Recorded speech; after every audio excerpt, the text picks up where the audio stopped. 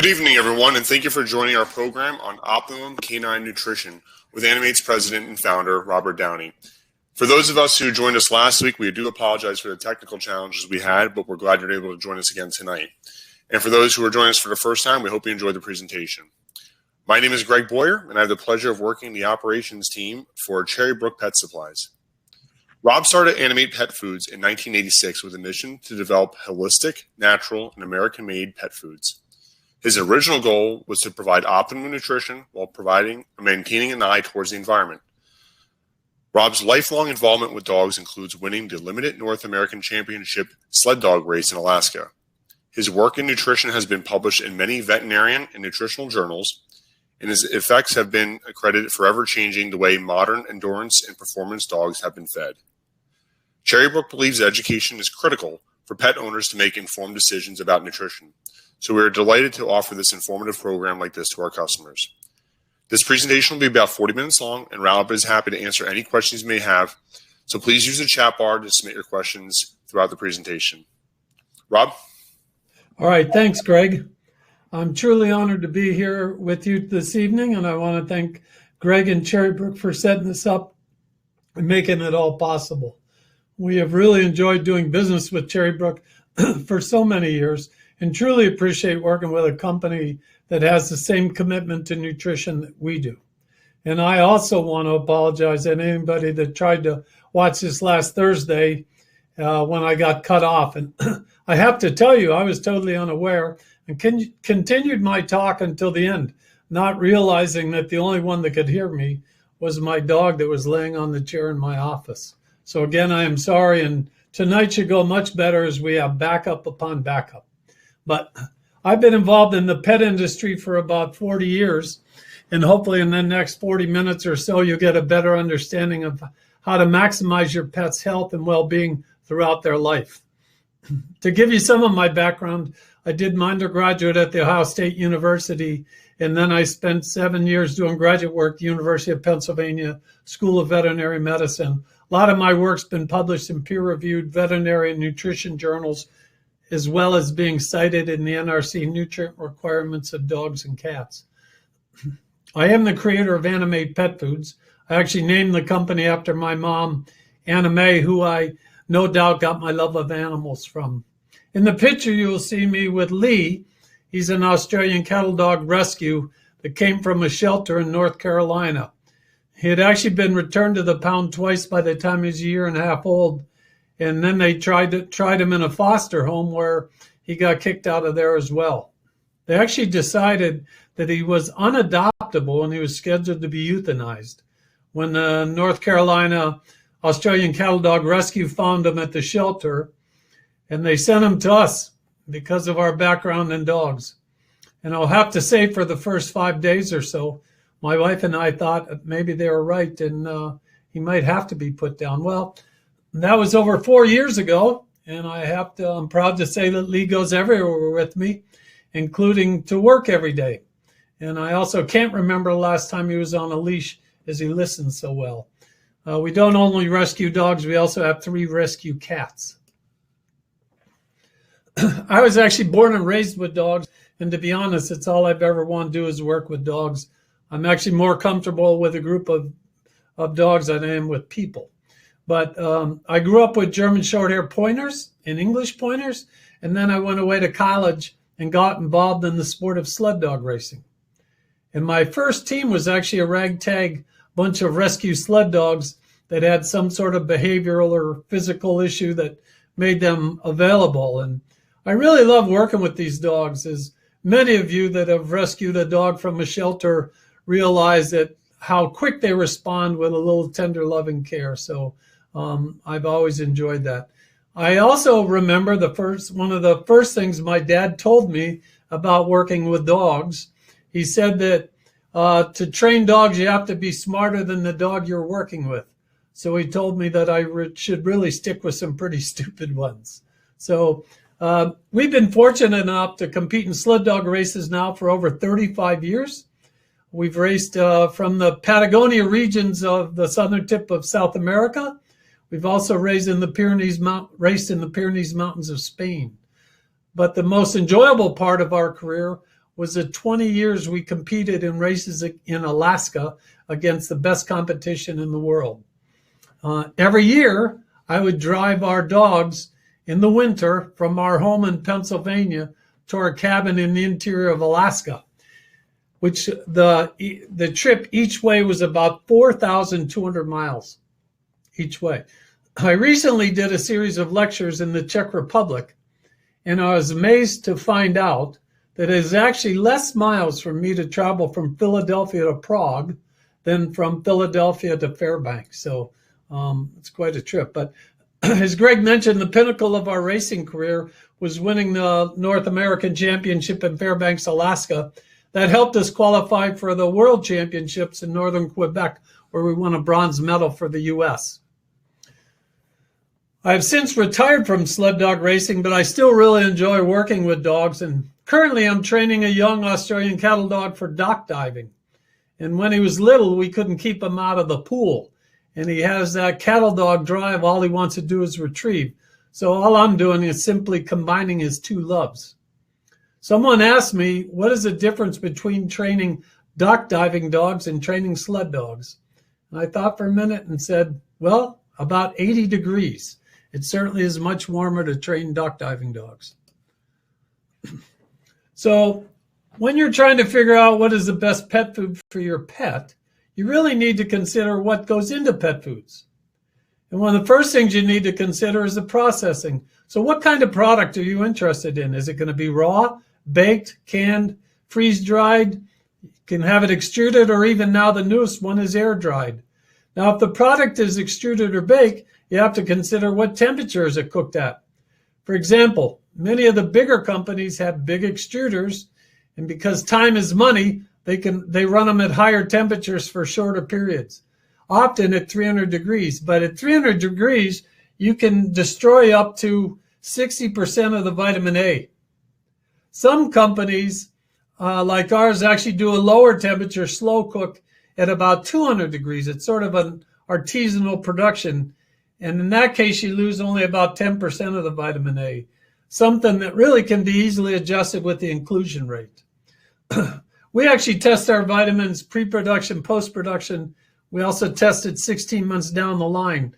Not that we expect you to keep our food that long, but we want to make sure that it still has the right amount. So another thing you need to consider is the recipe. Is it a fixed formula recipe or a market-driven formula? Fixed formula means that every time you purchase that product, the recipe is going to remain exactly the same amount of each ingredient, so it's very consistent. But you might be aware that some of the real cheaper versions product are actually market-driven. And what that means is that the level of ingredients will change, depends on the market price. So if the price of chicken goes up, they might lower the amount of chicken in the formula, might increase soy protein. So, that's why you can get such variability in why a product will feed good one month and not good the next month, especially in the cheaper products. Finally, you need to consider what ingredients are in there. And you might be surprised to know that most ingredients come in at least 4 different quality levels. And they can have a significant effect on overall cost of the product.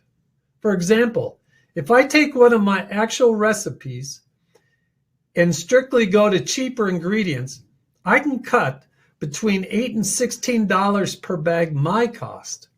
And yet the ingredient list would remain exactly the same on the packaging. So it's really very difficult to read the label and determine nutritional quality. You need to also remember that like in any industry, there's going to be companies that are going to make go as cheap as they can without any concern for quality. So for these bottom feeders, it's all about cost, certainly not quality. So be careful. Now, one of the newest problems in the pet industry is the infusion of venture capital money. And they have purchased a lot of good family-run companies. And one of the things we learned in the recession of 2008 is that the pet industry is recession-proof. People will cut the budget of their families before they cut the budget of their pets. So venture capital money has been thrown around all the time in the pet industry. In fact, I will bet you twice a month our company is contacted by somebody at a venture capital firm looking to invest money in our products. Something that we totally disagree with. But one of the problems with venture capital is that once they take over these companies, oftentimes they're looking to cut the costs. And that can really be at your pet's expense. And to give you a perfect example of that, I have a friend who sells ingredients in the pet industry. He sells vitamins and minerals. And a company he used to bid vitamins and minerals for, family-run company, he would have to list the vitamin, he would have to list the shelf life of that vitamin, he'd have to list the purity level of that vitamin, if there's any preservatives, and of course what country it is originated from. Now that this company's been taken over by a VC firm with new marketing or new management, now all he gets to do on the vitamins, he gets a list of vitamins and all he can put in there is price. They don't want to know anything about quality. They just want to buy price. So you got to be careful. The pet industry is really changing, and it's due in a large part to the humanization of pets. And it wasn't that many years ago that 90% of pet owners in the United States couldn't tell the difference from the best pet food in the world to the worst pet foods because, quite frankly, they weren't thinking about things like coat, stool quality, or life expectancy of their pet. Well, currently now in the United States, 95% of dog and cat owners consider their pets to be an essential part of the family like children. So owners are much more concerned with the health and well-being of their beloved pets, especially the quality of ingredients. So we have also seen a transition in the industry from feeding all life stage foods to more age-specific foods. And of course, this all starts with puppy foods. And the first puppy foods actually appeared in the early 60s as dogs and cats became part of the big part of the family. Also, many owners really have a hard time wrapping their heads around a concept where you feed the same diet from puppyhood to senior citizen status. Puppy foods got a further boost in 2012 when the American Veterinary Medical Association released a study showing that nearly 40% of the all life stage foods in the grocery store were found to have too much calcium for large and giant breed puppies. So veterinarians are now recommending feeding puppy foods and not all life stage formulas to puppies.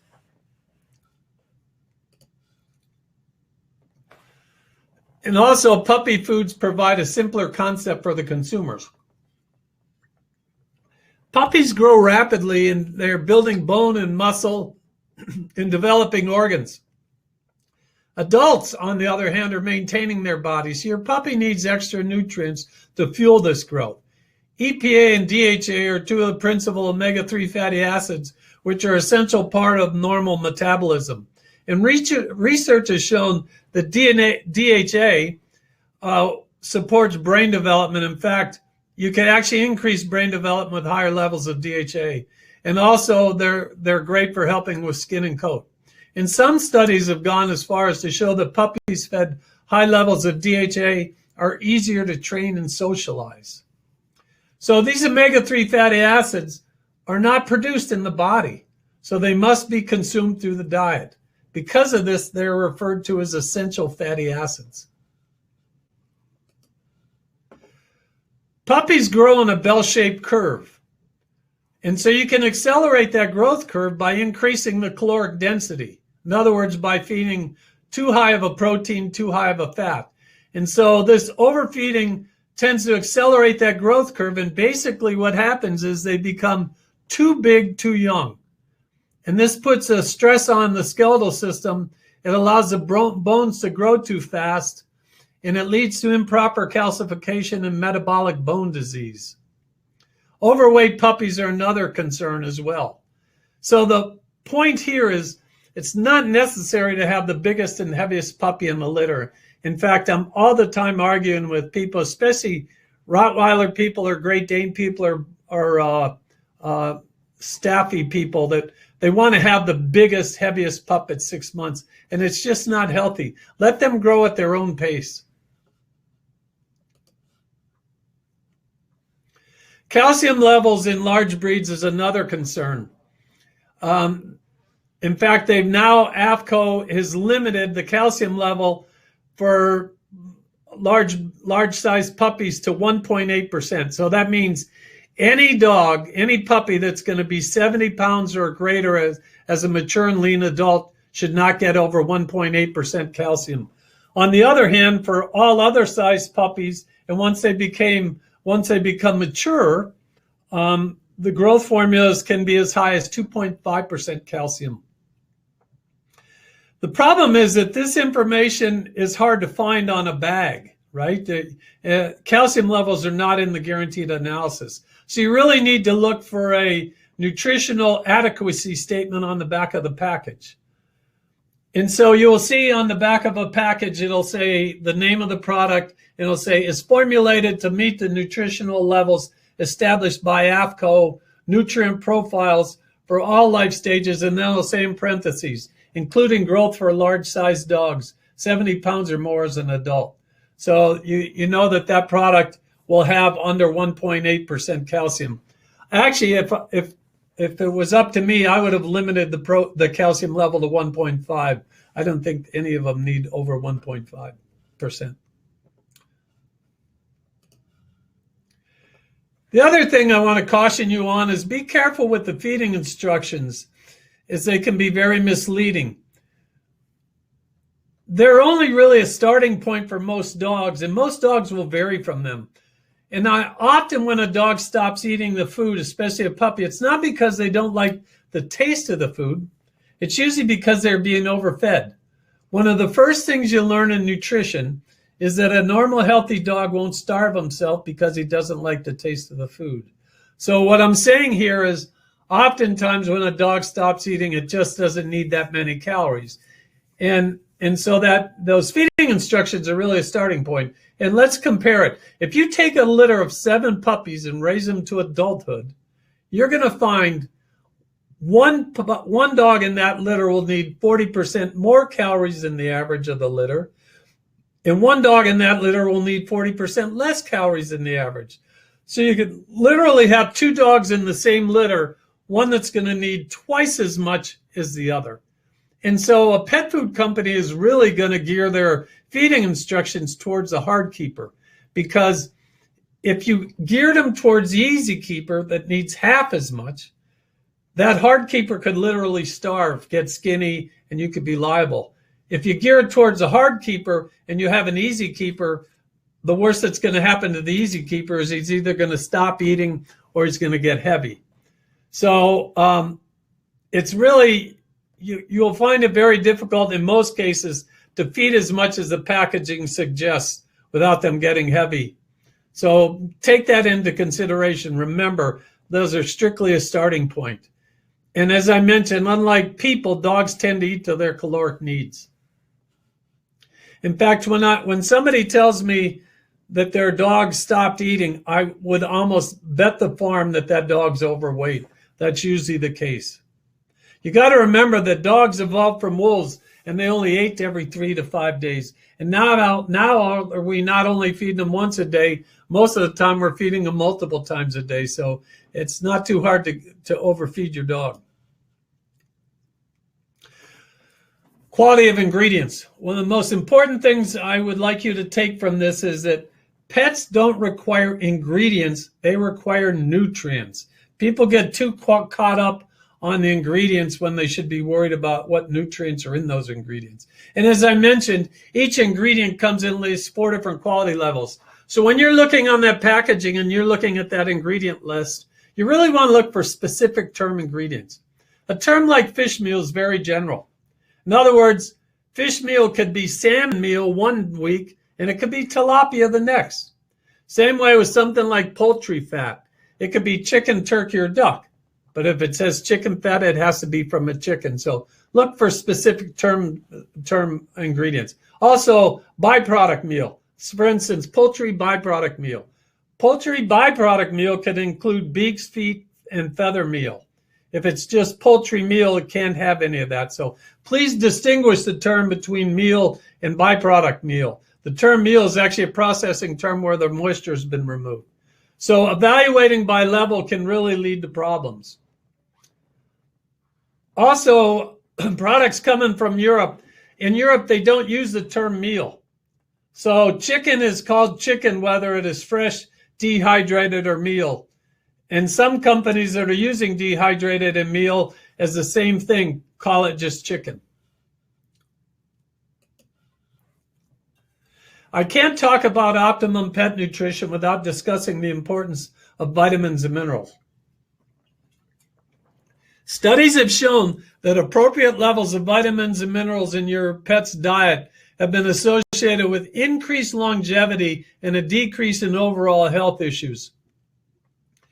So this is especially critical if you decide to do your own home-prepared or raw diet.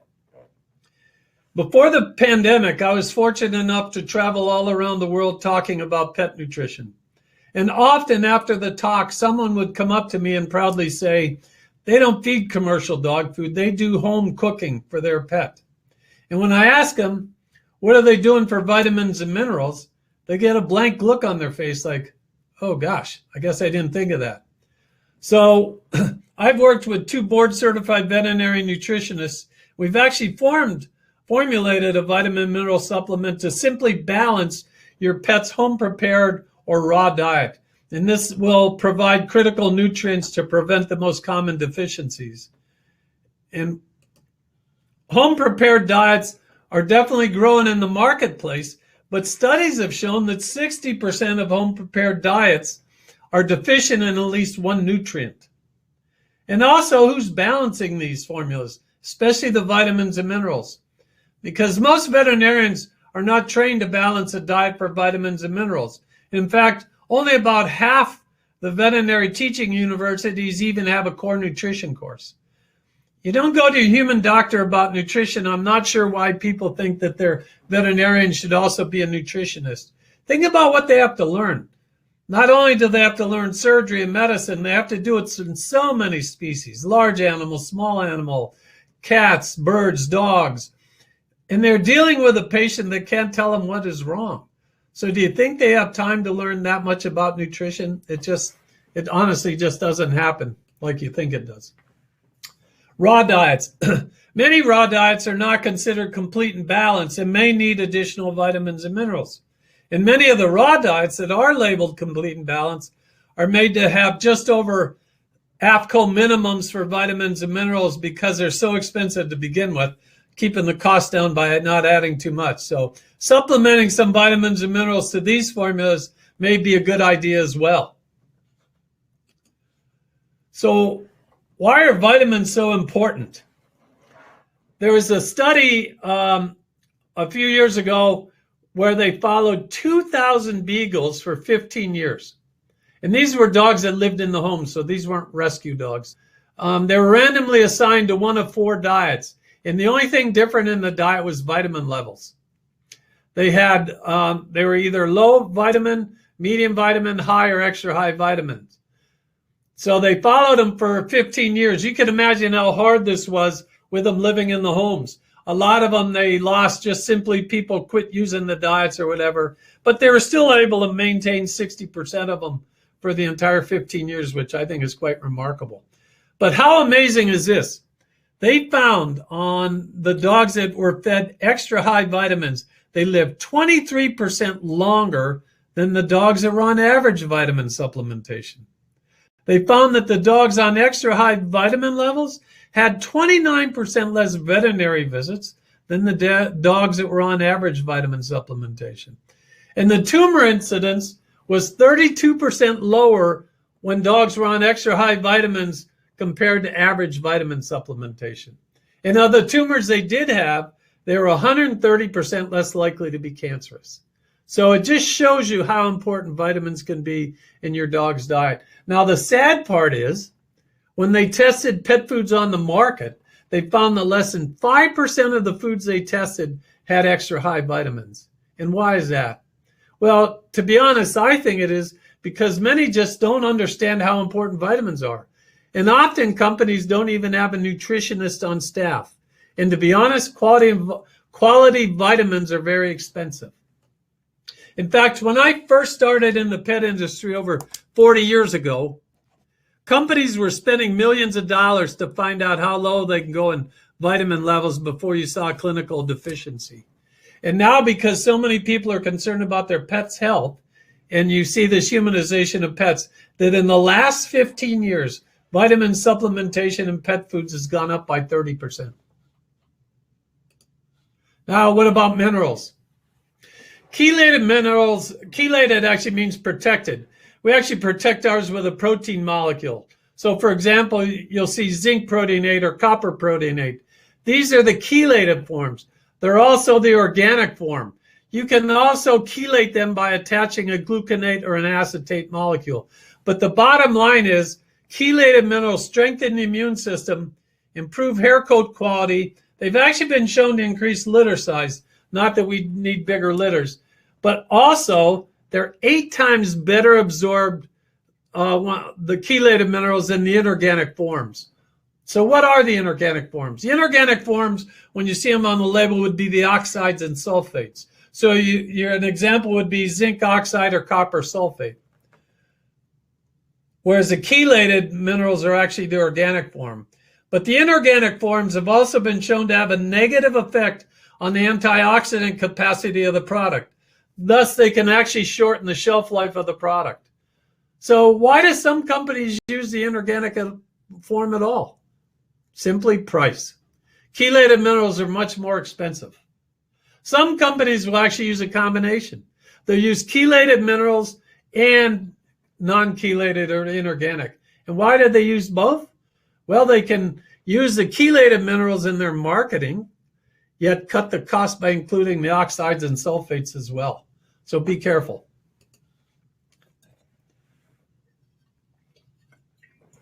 I'm a firm believer in joint supplements. They really can make a difference. The original work was done in the 50s in Australia, and they were feeding shark chondroitin. And actually, they weren't thinking it would, for joints, they actually thought it would be helping with heart conditions. So they fed these people in Australia for several months. And after they went back and they checked on them, they found that their heart conditions weren't any better, but they're all moving around easier. And thus this became the origin of the joint supplement industry. And in pets, the original thought process was if you put your old dog on a joint supplement, you may be able to ease the pain as they age. But the current research indicates now if you start a dog on a joint supplement when they're young, it can prevent problems when they are old. We actually have been using joint supplements on our sled dogs for many, many years, and we found that we had less injuries during the season, and they actually had an extended athletic career. In other words, they would last about 2 years longer as a competitive athlete when they're on a joint supplement. So it really can make a difference in the health of your dog. The problem is that these joint supplements are a dime a dozen, and the price levels are all over the place. So simply stated, not all joint products work, so be careful what you purchase. I am really a firm believer in joint supplements, as I mentioned. But now many companies are moving away from using shark chondroitin, as sharks are becoming an endangered species. And with growing concerns in the pet industry about sustainability and preserving our natural resources, you will see more and more efforts like this. So what ingredients do you see? Well, I mentioned chondroitin sulfate. It's actually a building block of cartilage. And we suggest about 700 milligrams a day for a 50-pound dog. Glucosamine hydrochloride helps enable joints to hold back more moisture, increasing joint flexibility. And we like that at about 1,000 milligrams a day for a 50-pound dog. Green-lip mussel is a natural anti-inflammatory that is also a rich source of amino acids and fatty acids. And we suggest that at about 1,000 milligrams a day for a 50-pound dog. You see a lot that promote MSMs, but to be honest, I've seen no clinical evidence that MSMs work in dogs. You often hear about glucosamine hydrochloride as opposed to, we use glucosamine hydrochloride, but you also hear about glucosamine sulfate. Interesting thing is glucosamine sulfate is actually absorbed better, but there's been no studies published showing that glucosamine sulfate appears in synovial tissue after it's been ingested orally. Bottom line is a joint supplement doesn't help if it doesn't get where it needs to be. What about glucosamine and chondroitin and Kibble? Well, really, you got to remember that heat has a significant effect on both. So how much is available to your pet after production? Another problem is, as I mentioned earlier, you need about 1,000 to 1,500 milligrams in some of these dogs. So you really need to add a lot. So for the inclusion rates to provide a therapeutic level in the final product, it would really make it cost prohibitive.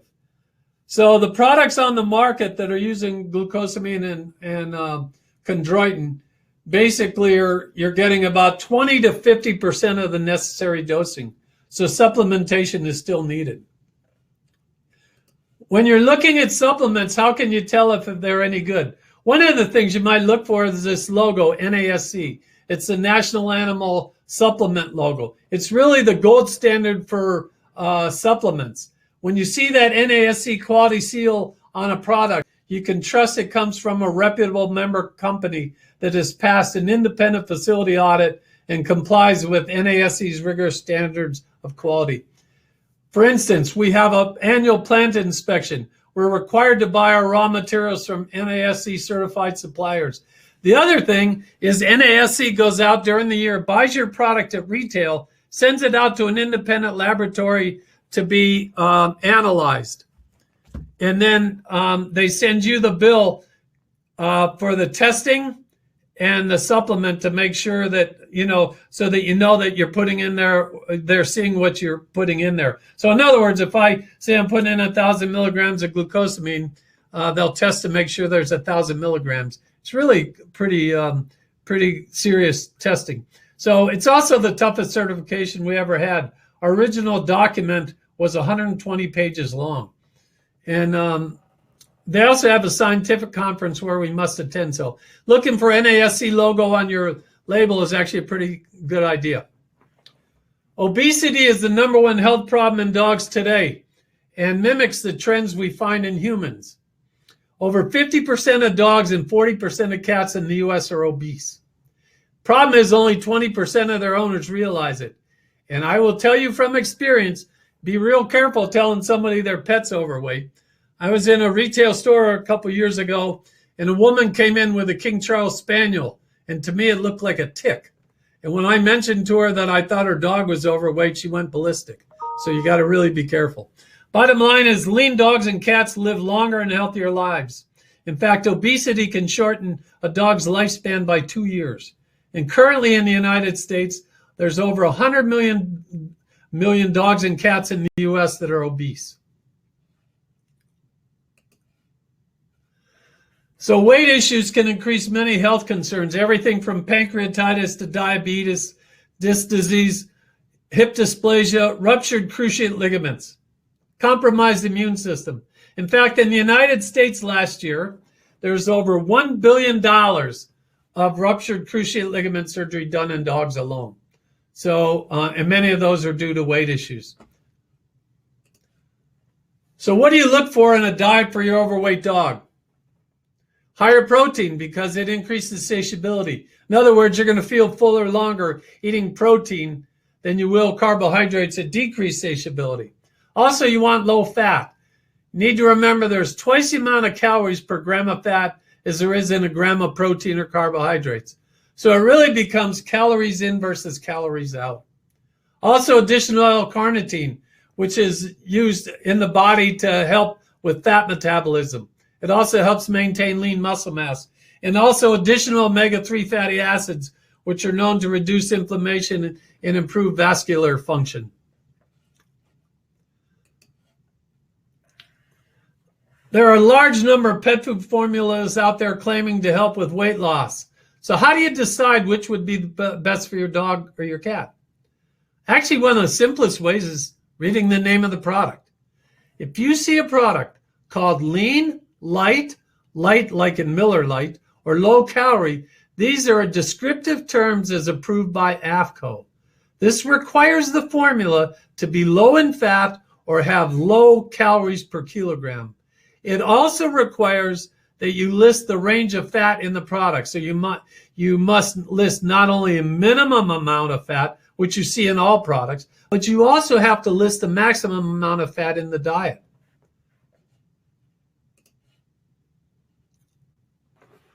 So other names are just not approved by APCO. So when you see a formula with names like Healthy Weight, Fit and Trim, Weight Control, or Weight Management, these are not APCO approved descriptive terms. So these diets can have any amount of calories or any amount of fat. Products with these names are only required to list the minimum amount of fat. So you really need to do your homework. We looked at about 20 of these weight loss formulas, and we found that the fat levels were all over the place. For example, a lean diet for dogs, in other words, a diet called lean, allows the maximum fat to be 9%. We actually saw one formula called Healthy Weight, whose minimum fat level was 15%. Just showing the minimum, so we have no idea how high the max was. And some do list the minimum and max. We actually found a weight management formula that listed the minimum fats at 11 and the maximum fat at 15. So again, you really need to do your homework. I've mentioned APCO a couple times. What is APCO? APCO is the the Association of American Feed Control Officials. It's actually a voluntary membership association of federal, state, and local agencies empowered by law to regulate the sale and distribution of pet foods. APCO creates and defines the regulations for ingredients in pet foods. They establish requirements for nutritional adequacy. And purely purchasing APCO-approved diets isn't a bad way to start, but to be honest, a lot of quality foods really go above and beyond providing adequate nutrition. In fact, ultimately, optimum nutrition is the goal for all of us. I also want you to be aware when you're trying to lose weight with your dog, watch out for the treats. When feeding a low-calorie diet, you should also feed low-calorie treats. Many treats are calorie bombs, so think lean. But we've spoken about puppies, overweight dogs, and supplements. I thought I would briefly mention older dogs as well, as seniors are certainly a growing segment in the dog population. And our pets are living longer and longer, so we're starting to see increase in geriatric maladies. So nutraceuticals like turmeric and coconut oil have been shown to help slow the aging process. Turmeric is a powerful natural anti-inflammatory that has shown promise in alleviating the clinical signs associated with arthritis. Coconut oil, which is a rich source of medium-chain triglycerides and blends real well with turmeric, is known for its anti-aging properties. It helps with age-associative cognitive decline. We often hear about protein in older dogs. Do older dogs need protein, or more protein or less? Virtually all current research indicates that as dogs age, they need more protein, not less. And this goes against the age-old theory that you should restrict protein in older dogs. Some companies still promote lower protein. Why? Well, I can tell you that the single most costly ingredient in the product is quality protein. So if a company can convince you to use a lower protein, they can actually increase their bottom line. One disclaimer, if your dog has kidney disease, you need to restrict protein. But a higher protein levels does not cause kidney disease. So older dogs utilize protein or need more protein on a calorie basis than when they're young. And like older people, dogs utilize it less efficiently than they do when they're young. They're also more susceptible to stress. And we all know that stress depletes body proteins. Also, the neurotransmitters in the brain that keep you mentally sharp are protein-based. So if you restrict protein, you can actually increase senility. And they've actually done studies in humans to see this. Also, as we age, we lose muscle. And muscle is largely protein. So studies again have shown that if you lower protein too much in a diet, you can actually increase muscle wasting. So you really need to keep the protein levels up, especially for seniors. So when do dogs become seniors? Well, this is a difficult question, as some breeds have an average lifespan of only 5 to 7 years, whereas other breeds may live to 14 to 16 years. But most experts agree that when your dog reaches 6 years old, you can start them on a senior formula. But the bottom line is a well-formulated senior diet can optimize your dog's health during the aging process, helping maintain a higher quality of life for your dog. So, in end, I can just say that we can certainly help them all live longer with good, optimal, science-based nutrition. And now, Greg will open it up for questions. Sounds great. Thanks, Rob. All right. First question is, at what age should I start giving my dog joint supplements? That's actually a good question. There's really been no I've not seen any studies to show that you really need to be doing it with puppies. So we always suggest to wait till they're at least 1 year before we put them on a joint supplement. Okay. Next question. What brand of joint supplement do you recommend? And can you give human glucosamine chondroitin to them, I'm assuming?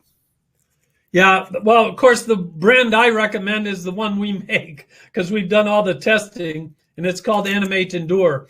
And all of our ingredients in there are human grade.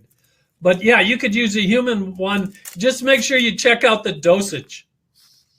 Okay. What vitamin supplement sources are you comfortable with? The one that we use for, the one that we formulated for home prepared or raw diets is a product we just released called Enhance, Annamaet Enhance. And you can use it. It balances home prepared diets. It also balances non-balanced raw diets, and it can also even help out. You can use it half dose with diets that are raw that might have some vitamins and minerals in it. But I think that if one thing people take away from this is how important I think vitamins are, and I've had so many people that have said that going to these higher levels of vitamins has made such a difference in their dog's life. So. How long does my puppy have to be on puppy food? Typically 9 to 12 months. You know, I would also depends on the size of the dog. The more giant breed, I'd be a little more careful taking them off puppy foods, right? Smaller breeds, you can transition. The biggest thing is find out the calcium level. And you should be able to call your pet food company or look on their website and find out what there is. Because basically the difference between puppy foods and many other foods for different ages also comes down to calcium level. So if it's a very high calcium diet, if it's over 1.8, you don't want to start a puppy on that till they're probably closer to a year old. Okay. Next question. Should I switch my senior brand since my dog is turning 6? Can you mix lean and senior to maintain weight? Yes, you can. Yeah.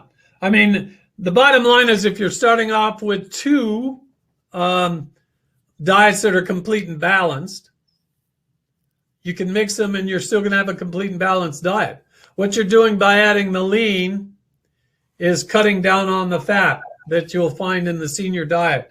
So you might find that blending them will work. Okay. Next question. I have an 11-and-a-half-year-old lab pit mix, feeding them senior lamb meal. She used to eat in the morning and in the afternoon, now only seeking to eat once a day. Should I eliminate one feeding? Is there a geriatric formula?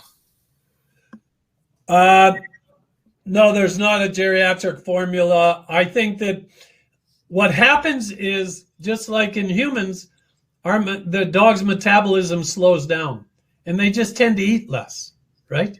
Mm-hmm. And so a lot of dogs aren't going to necessarily want to eat twice a day, and cutting them to one meal a day isn't certainly the end of the world. The other thing is you can just cut back. If you prefer to feed them twice a day, just cut back and give them a very small portions twice a day. But feeding them simply once a day is not a bad thing. They're just not tending to eat as much, especially the senior diets. A lot of them tend to have a little more protein, and when you get a little more protein, they tend to get a little more fat. So they can be not highly energy dense, but they can carry a good bit of calories, so you might not need to feed them much. But again, some of this gets back to reading the feeding labels on the bag. You read that this size dog should get 2.5 cups, and you can only get 1.5 cups in there, and it scares you, right? Where most dogs wouldn't be able to feed 2.5 cups. In fact, if I wasn't required by law to put feeding instructions on the back of a package, I wouldn't do it, because they're so hard to get right. They're purely just starting points. The biggest thing is look at the weight of your dog. If your dog's losing weight, that's a concern. But I actually don't think it's a bad idea to weigh your dogs on a regular basis. I will tell you that it's really hard to determine weight just by looking at them, because some dogs, their hair coats are different. Some are very long, and it's hard to see what weight they're carrying.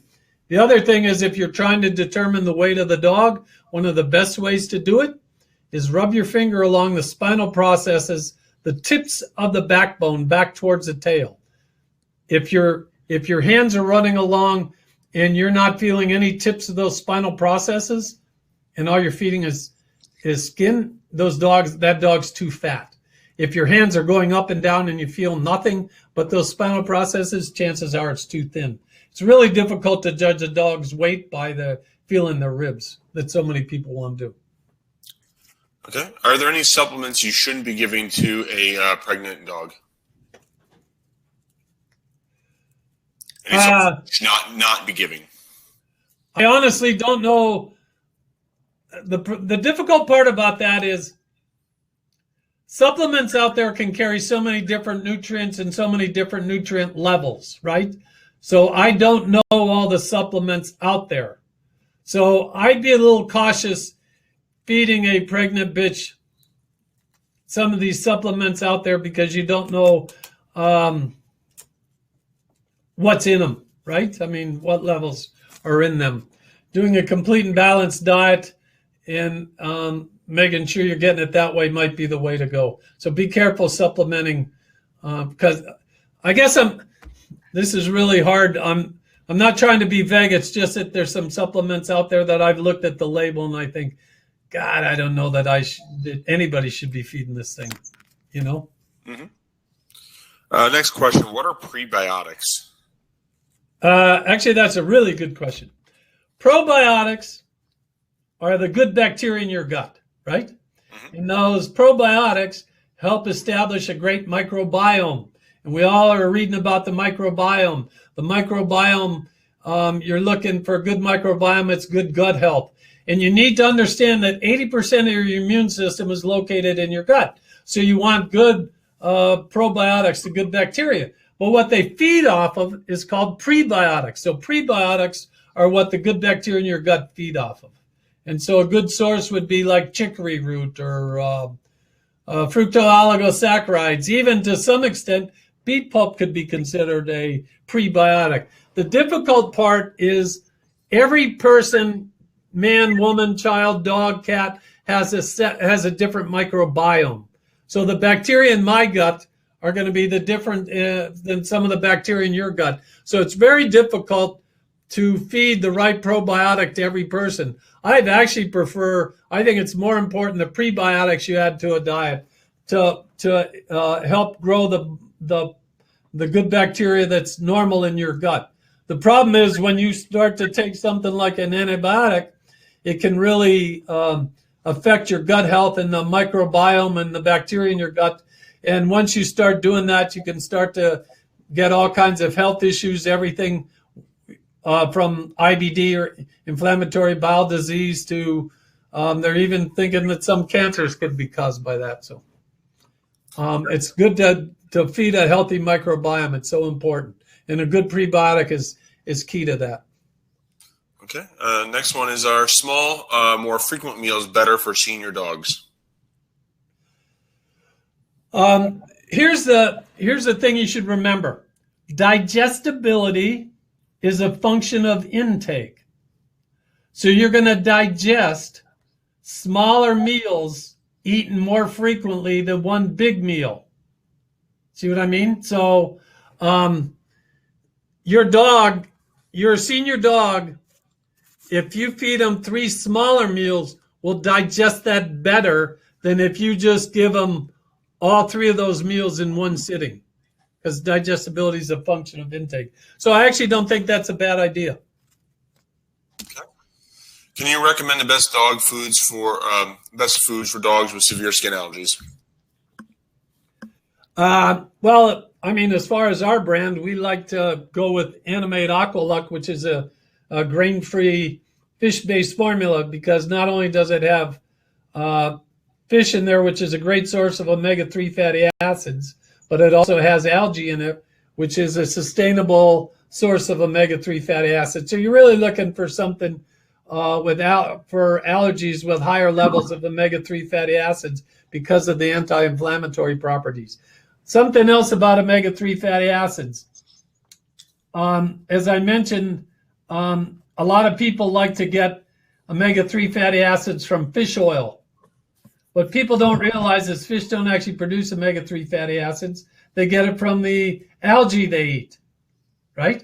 So what we've decided as a company, instead of using up all the fish oils, why not go to the source and use algae, right? Because algae is not only completely sustainable, you can grow algae anywhere, but it's also very stable. In other words, part of the reason they tell you to keep fish oils refrigerated is that they oxidize, but algae doesn't.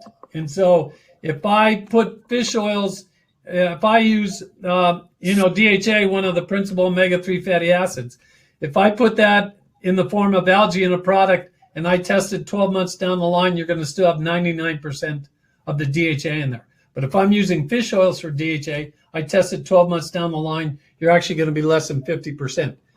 One more thing about allergies. Food allergies are typically not developed in a dog till they're 4 or 5 years old, right? And so when you see an allergy in a puppy, they tend to be more environmental or seasonal allergies. And if a puppy has a real true food allergy, chances are its immune system was compromised when it was very, very young. So you might get a rescue dog where the immune system was compromised, and then it could have a food allergy. But typically food allergies don't develop till they're 4 or 5 years old, right? So, be aware of that. The other thing is, if you're going to do allergy testing, be careful about blood tests for food allergies, because we're starting to see a lot of false positives on those. So, okay. Next question: What do you think about giving goat's milk, kefir, and hemp, salmon, and flaxseed oil? Hemp, I'm not allowed to touch in the pet food industry. You can use it in supplements. So I know some people that use it in supplements and it works well. I think all those things have their place. Absolutely no doubt. Say that again, goat's milk? Goat's milk, kefir, and hemp, salmon, and flaxseed oil.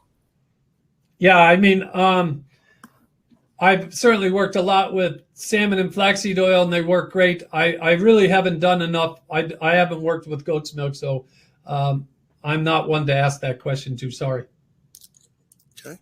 Next question. I have a 6-year-old Aussie mix and want to trim her down due to Ileapsolus strain. What would you recommend? Say that again.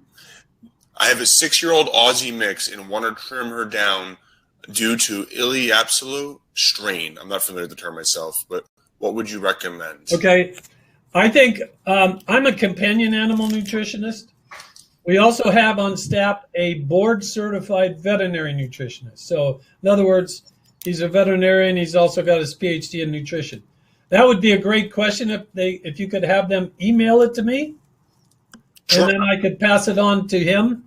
I'm not a veterinarian, and I don't think I should be answering those kind of questions, but I'd be more than happy to get her an answer, or him an answer. So please send it to us.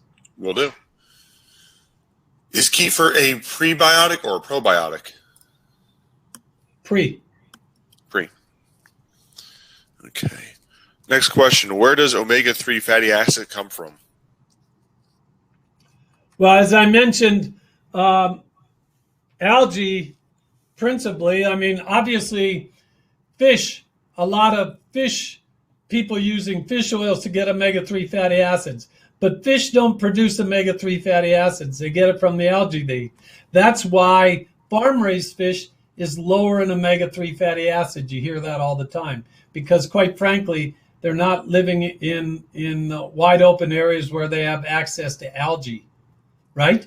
The interesting thing is 80% of the fish oils produced on this planet actually go back into aquaculture.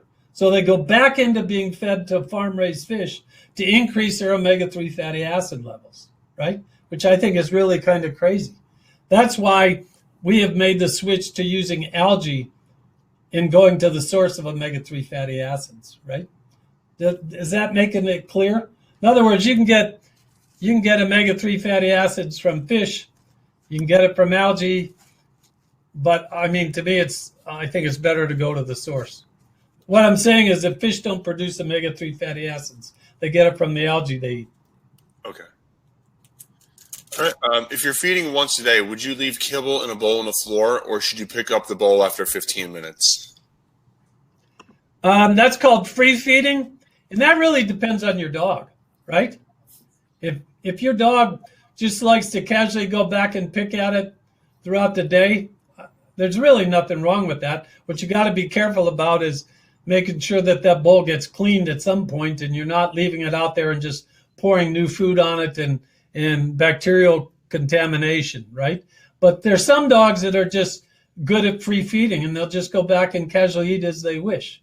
Now, problem with that is if you have little kids around, that's not necessarily going to work, because you're going to find your dog's not going to get as much as you think.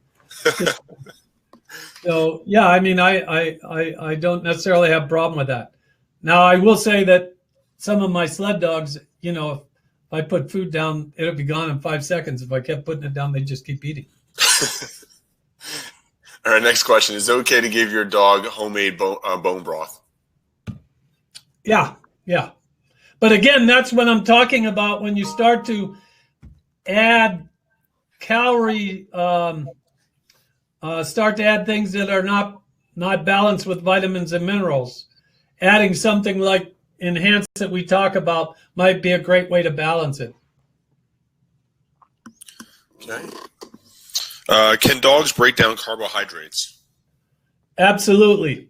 There's you need to understand that dogs really were the first animals ever domesticated by humans. They're actually domesticated before they did any other farm animals or even plants. They domesticated dogs. And so that was back in the Paleolithic era, about 30,000 years ago. And one of the things and so they've evolved tremendously over that time. And you need to remember that dogs, because their generational turnover is much quicker, they can evolve quicker. And one of the ways that we break down starches is actually through the amylase gene. Now, we all know that dogs evolved from wolves. Well, they actually did a pretty good study in Sweden several years ago where they compared the DNA of wolves to the DNA of various breeds. And one of the ways, as I mentioned, we evolve as a species is that we duplicate genes, right? And so they actually tested wolves versus dogs, and they found now that dogs have now developed over 7 times the amount of amylase genes that a wolf does. So although their DNA is very similar, their ability to break down starches has grown to where they're a point where they're basically a pseudo-omnivore, right? And they've also done studies where they measured the blood glucose, and they found that the blood glucose on a dog fed high carbohydrate is not significantly different than a dog fed high protein or high fat. So this idea that dogs can't break down starches is really kind of old school, antiquated, and not current. Okay. Next question. How much should I feed my Aussie who is a little overweight and needs to trim up? Is 2 cups a day okay, or go less? That's the difficult thing. I would actually need to know the weight of the dog. I would think that 2 cups for an Aussie. Well, of course, it also depends on the diet, right? How much protein and fat you're putting in there. If they wanna email that to me, I can give them a recommendation based on their resting energy requirement. But just looking at it, it seems to me that 2 cups would be a lot for an Aussie that's overweight. Okay, next one. How much turmeric and coconut oil mixture would you give to an 82-pound Old English sheepdog that is 17 months old? I'd have to do some calculations on that. Can you write? Can they send that? Yeah, I'll provide you all the questions afterwards. Yeah. We can reach out to them. Yeah, I mean, I don't want to.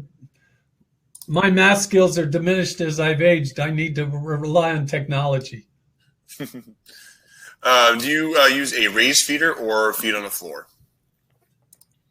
I feed on the floor, and I've always fed on the floor. And I know people that use the raised thing, but I honestly have not had the problem. But I mean, the dogs I've been feeding more recently, the Australian cattle dogs, and for many years the short hairs, and then the sled dogs. Feeding them on the floor was fine with those. I'm not against raised feeders. I'm just saying that that's never been an issue for us. Okay. All right, next one. What are the differences between Aqualock Rejuvenate and Senior? Which is best for my 8-year-old? Which would you recommend for my 10 or 12-year-old?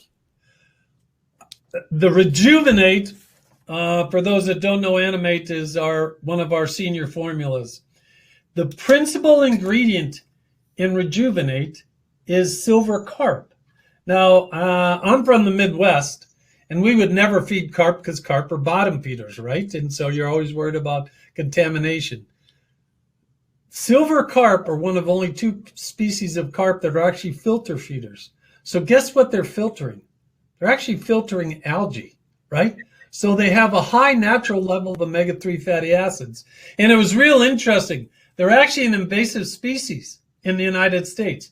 Yet, when I was doing those lectures in the Czech Republic, as I was driving around, we were seeing all these little fish farms and asking, what are they growing in there? Silver carp. Well, it turns out in Eastern Europe and parts of China, silver carp are a delicacy. In fact, they're an endangered species. But over here in the United States, we can't get anybody to eat them, right? And so they're trying to keep them out of the Great Lakes. And so I was flying somewhere and actually reading the USA Today on the plane and read this article about, some of you might have seen it too, about these flying carp in the Illinois River. And I got intrigued by it, and I reached out to the Michigan Department of Natural Resources and asked them about them, and they said, yeah, we'd love to find a use for them. So I had them send me a sample, and then I sent one to my colleague at one of the vet schools. We had it analyzed, and it turned out it's the best nutrient analysis we've ever had. And part of it is because humans don't want it. Guess what we get of that fish? We get the fillets. We get the good parts, right? In other words, in chickens or other lamb or whatever, we're sharing that with humans. But in this, we're not. So we get the best part. So it's the best raw material. So I'm really high on that fish in the Rejuvenate. But not only that, but in the Rejuvenate, then you have the turmeric and the medium chain triglyceride. So I love the Aqualock, but I think in this case with an 8-year-old and an older dog, I think Rejuvenate's would be a great addition. Okay. A few more here. I'm just filtering through. I have a large breed dog, and I'm concerned about DCM. What food and or supplement would you recommend? Okay, DCM is dilated cardiomyopathy. And that was 2019. Many of you may have heard of it. They actually came out and thought it might have been associated with it might have been associated with grain-free foods. Well, they've since come out and they've looked at 150 studies, and they found that there's really no relationship between dilated cardiomyopathy and grain-free and diet, period. There's certain large breed dogs that are just genetically prone to it. right? And have a genetic predisposition. The interesting thing is between 0.7 and 1.2% of the dogs in the United States are going to develop dilated cardiomyopathy no matter what. So we're talking just around 1 million dogs a year are going to develop dilated cardiomyopathy, irregardless, because of these genetic predispositions. What they found is that the dogs, when they did the FDA did the studies, they found only 560 dogs that they thought might have been diet related. So it's totally insignificant. Okay. All right. So we're going. Now, wait, one more thing. Having said that, if you're feeding a diet for a large breed and you're concerned about dilated cardiomyopathy, I would look for things in the diet like make sure there's taurine in it. Look for L-carnitine, which has also been associated with dilated cardiomyopathy. Methionine, which is a precursor to taurine, is also a good thing. Those are things you can look at that might just give you a better feeling or what you're trying to do. Okay? Okay. So we're down to our last question here. Can Annamaet Advanced be used when feeding a premium low-temperature cooked kibble? Will it cause an overdose in any vitamin or minerals? Of course, I don't know the product, but here's what we typically say about kibble in Enhance. Oftentimes, well, actually about 20 to 25% of people that use kibble also give their dogs treats that aren't balanced, right? So they're not always getting the right vitamins and minerals that they need. So we've suggested that you could actually go up to a quarter dose of Enhance without worrying about any toxicity. But this is a product, I don't know what it is, so I'd have to see some numbers, but typically a quarter dose would be fine. Okay, well, that concludes our Q&A for tonight. Thank you, Robert, and thank you, everyone, for joining us this evening. We hope you enjoyed the webinar. If you do have any additional questions, you will be able to submit the questions to us, and we'll be happy to get your answers from Robert directly. This webinar has been recorded and will be posted to Cherrybrook's website in about 2 days. We really appreciate the presentation tonight, Robert. Thank you so much. Well, thank you for having me. And again, anybody that was here last week, I apologize, and hopefully you learned twice as much.